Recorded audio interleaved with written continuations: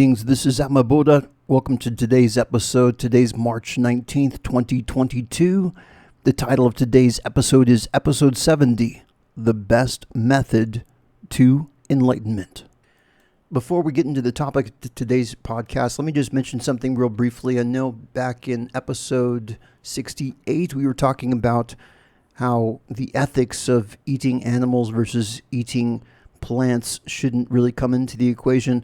But I just wanted to clarify that statement because I do realize that a leading cause of chopping down the rainforest in Brazil or in South America is actually to create pasture land, apparently. And so by being a meat eater, you are having a larger environmental impact than if you are a vegetarian. So there's definitely arguments to be a vegetarian from that perspective.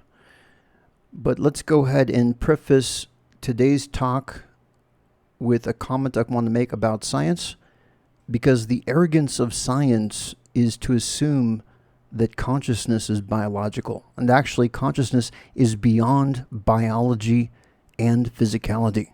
All of biology is like the tip of the iceberg. Biology, in a sense, is like puppetry, animated by the spirits within. It's not the biochemical process that creates the reaction, but consciousness itself that initiates the biochemical reaction that creates the measurable results. And this is why it is important to go deeper. And even words themselves fall away from experience like a shell falls from a nut. Every moment is extraordinary, not ordinary.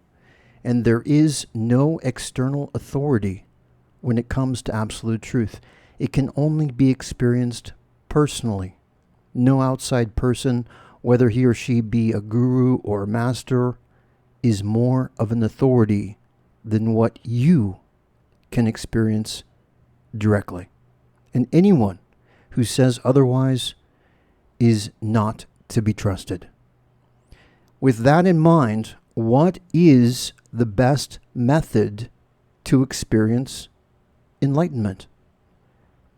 Well, I am convinced it is about adopting the most unlimited, ultimate philosophy possible and meditating on that by quieting the mind and focusing it on receiving inspiration from above. And when the time is right, it will happen. Ego, in my opinion, is limited mind. Getting to the next level is about removing those limitations. So it isn't about believing, but receiving. How it happened for me was just about silencing the mind. And it finally happened. After it happened is when I started getting inspirations and started writing them down. And that has been the purpose of the content I write and the podcasts I record. The intent is to create the easiest and widest path possible for illumination. And I use that word create loosely because these teachings, or at least the essence of these teachings, are not new. They are very old. They can be traced back to texts in ancient Sanskrit and the origins of Buddhism and the origins of even the concept of a yogi and beyond that. So we're talking thousands of years ago. So wanting to create this widest path that has its roots in ancient teachings is about unraveling the puzzle in how to find the magic words that can help unlock the potential that exists in everyone while retaining their full individuality and becoming the best versions of themselves. Now, the correct way to be is the truest version of yourself, and only you can determine and experience that. Nobody else can do this for you. This is the essence of individualism, and the only way this concept can be corrupted is by not knowing yourself. A question that was asked to me was, do you put the individual above the collective? And my quick answer to that is yes, of course. The best collective is the one that protects the weak and the oppressed. There is no smaller or more vulnerable group than the individual. Groups themselves don't need protection. And you can see many examples of how the sovereignty of the individual is oppressed just because a group or institution puts itself first. In the United States, for example, just look at the 3-letter agencies, whether it be the FBI, the CIA, the NSA, or what have you. One thing is true about all of these agencies is that they put themselves first. First and foremost, they want to protect their own funding. They want to protect their own directives. They want to expand their own powers. And all of that can come at a cost, a price to the individuals. A collective cannot have a direct relationship with the absolute. God is one. God is not a collective. It is a deeply personal relationship that can only be experienced by each individual, not a group. The only way you can have problems by exalting the individual is if you misunderstand what it means to be an individual. And let me just take this moment right now to just give you a brief definition of what enlightenment is, what an individual is. Because without having a firm concept of these important words, in my opinion, it's much more difficult to make progress. So firstly, what is enlightenment? Now, how I define enlightenment is not omnipresence. It's not, oh, I'm suddenly God. No, that's not what it's about. What it's about, in my opinion, is about crossing the threshold of illumination, whereby once you do, you are in a perpetual state of uninterruptible bliss. In other words, any situation, environment, or circumstance does not have the power to unsettle you or trigger you or make you angry or provoke any kind of imbalance within you, to have that internal strength so that you are shining like a star or sun everywhere you go, and nothing can quench that fire that burns within you. And in my opinion, at least from my perspective, and I know that this is debatable because I know in Buddhism and some aspects of non-duality, they regard that being in a blissful state is not something that can be permanent. Well, from my personal experience for the last 2 years, yes, it is permanent. You can be in a mental state of bliss every second of every day for years. Now, I know it's been 2 years, and some people might say, well, just you wait. It's only been 2 years. Let's see how you are next year or the year after. And not, okay, I have an open mind, but I can tell you right now that from everything that I know and have experienced in these 2 years, all fingers have pointed to it being a permanent state, and it's only been deepening, and the bliss has been more intense, and I've only had a deeper understanding of life. So nothing has created a blockage of experiencing bliss. In fact, I would even go further philosophically. The Sahasrara, otherwise known as the crown chakra, I mean, once that opens up, you don't want it to close, believe me. It's amazing. And it's through that you get discernment and equanimity. Love alone isn't going to give you discernment or equanimity. Yes, you can experience empathy. Yes, you can. Love is wonderful, and I love love. Love is a very important. In fact, it's one of the two primordial forces of the universe. It's an emanation of truth. Okay, so that's what enlightenment is. So what is the individual? Well, an individual doesn't mean that you are separate. It doesn't mean that you're separate from the universe. No, there's always a part of you that remains interconnected. Just like in nature, you can see a tree. It could be an individual tree.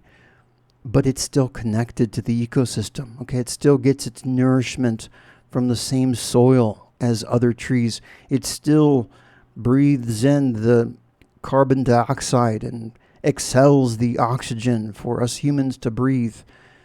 So it's a lot more complex to say, oh, well, that than saying, oh, an individual means, oh, you are just coming from the ego. It's like, no, being an individual and coming and being egoic are two entirely different concepts that some people want to conflate just to so it fits their narrow worldview. And that's not what it's about at all.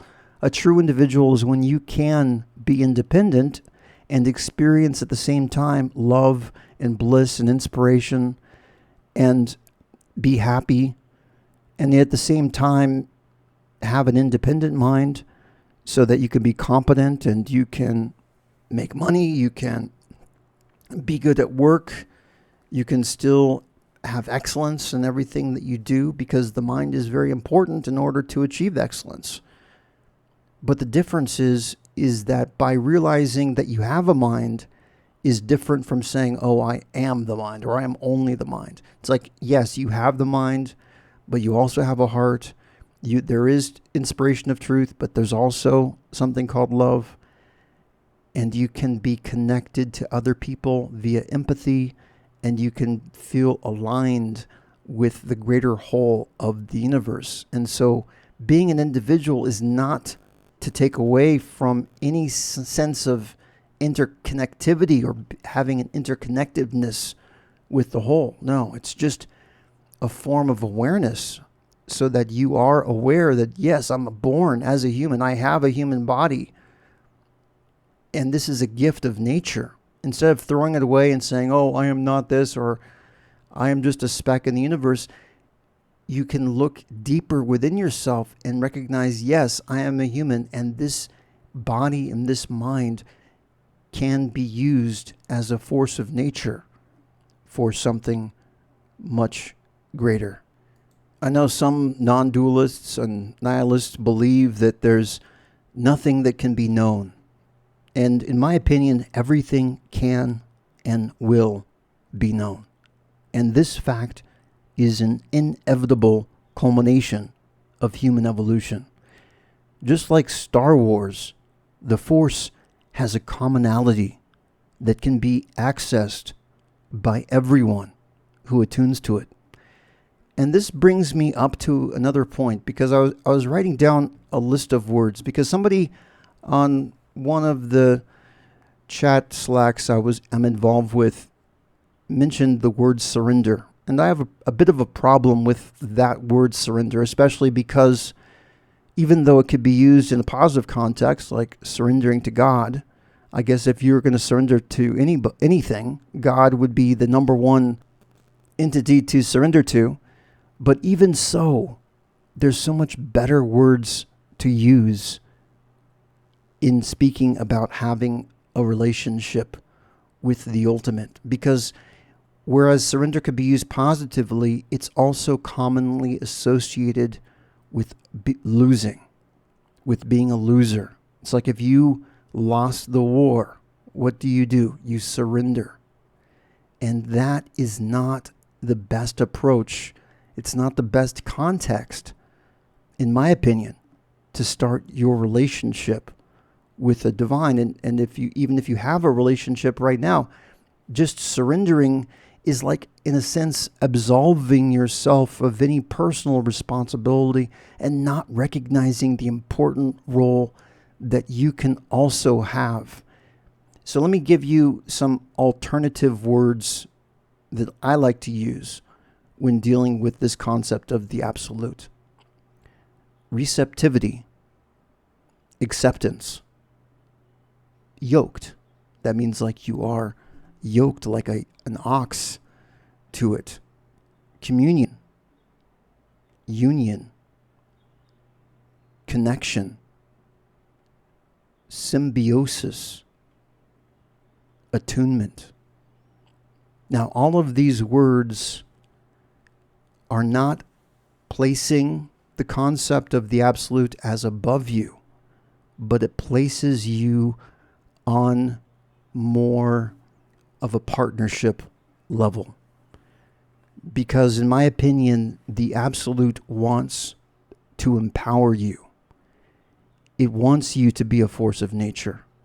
It wants you to use your mind and to use the skills that you have to its best ability, and whatever skills they may be.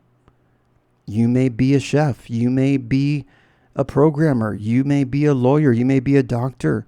Whatever path of life that you find yourself in, it's not a bad aspiration to pursue excellence.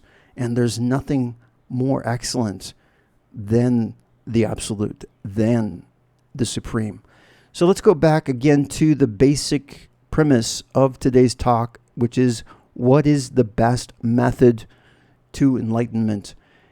And what I will say is that it's not about method, but more about how you approach the method. There can be multiple methods that can be very effective.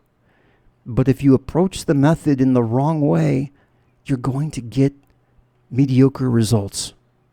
For example, let's just use a basic breath method, which is when you are breathing, you are focusing on the corner of the breath, which is the place between the inhale and the exhale, and the exhale and the inhale, and maybe pausing for a second between breaths. Now, if you're focusing on this breath technique and you're closing your eyes, but you have thoughts that say, oh, this is stupid, this is not going to work, well, guess what? Your results are not going to be as good. But if you sit down with the intent that what you are doing is sacred, that what you are doing is special, that you are about to approach your beloved. If you can regard, if you're married and you love your wife, or if you're married and you love your husband, just imagine that this higher force of nature is better than your wife, better than your husband, and wants to have an unimaginable closeness and intimacy with you that exceeds even the best of all human relationships. In approaching your method of meditation and you have that mindset, guess what? That becomes much more of an invitation for higher experiences than anything else. So again, it's not about the method, but how you approach the method. Now, as far as methods that have worked for me, I just described one of them. Another one is to quiet the mind and to focus your mind into a pinpoint. I mean, these are very ancient methods. And if you want to get into other specific methods, there's Kriya Yoga, there's different touch and sound meditations that can help you as well activate different energy centers in your body. But ultimately, the goal is about higher experience. And just to quote Swami Sivananda from India, he said, to experience the infinite requires infinite patience. And I agree with that wholeheartedly. Patience means that you want to feel complete in every second of every day, so that you're not placing one moment above another moment, but finding sacredness and bliss and amazingness in every moment. And that is the goal. And so when you're sitting down and you feel uncomfortable or you're being distracted by thoughts, you just regard your thoughts as like road signs driving past the road. You don't pay any attention to them. If this thought comes up, you let it go. And the intent is to go deeper.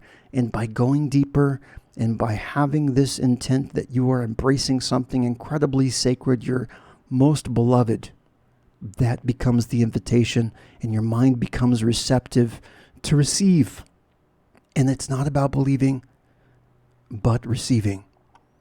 Anyway, I hope this talk was good for you. Until next time, I believe I've got another one lined up, episode 71. I'm probably going to record right after this one. So stay tuned. Until next time, bye-bye.